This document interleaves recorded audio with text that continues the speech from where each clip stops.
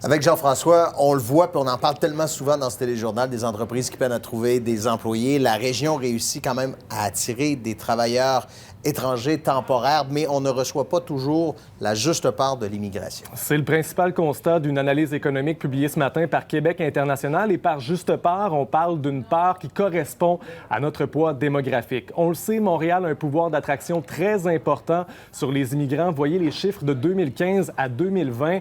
Elle a attiré 75 % des immigrants, alors qu'elle ne représente que 24 % de la population québécoise. À droite, vous avez Québec en vert pâle, 8,9 % de poids démographique, part de l'immigration admise à 5,9 %. Il y a un déséquilibre et c'est encore plus prononcé comme situation sur la Rive-Sud. Vous voyez, Chaudière-Appalaches, 5,1 % de poids démographique. Seulement 0,5 % des nouveaux arrivants qui s'établissent dans la province le font sur la Rive-Sud de Québec. C'est un nouvel arrivant sur 200. Et ça a un impact sur le marché du travail.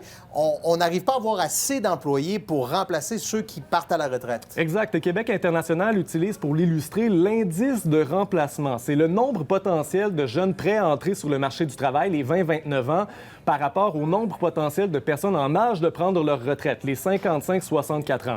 On rapporte ça sur 100, donc dans un marché équilibré, il y a 100 jeunes qui sont prêts à remplacer 100 nouveaux retraités. Eh bien, la région métropolitaine de Québec est la seule au pays à avoir un indice de remplacement déficitaire à 86,1.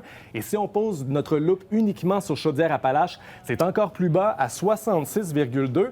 Il y a tout de même un volet où la région a bien performé au cours des dernières années. C'est l'accueil des travailleurs étrangers temporaires. Montréal détenait la part du lion en 2014. Eh bien, Capitale-Nationale l'a rattrapé en 2019 avec 14 %. Donc, Québec International considère qu'on doit s'inspirer de ce succès pour accroître le pouvoir d'attraction de la région de Québec au cours des prochaines années.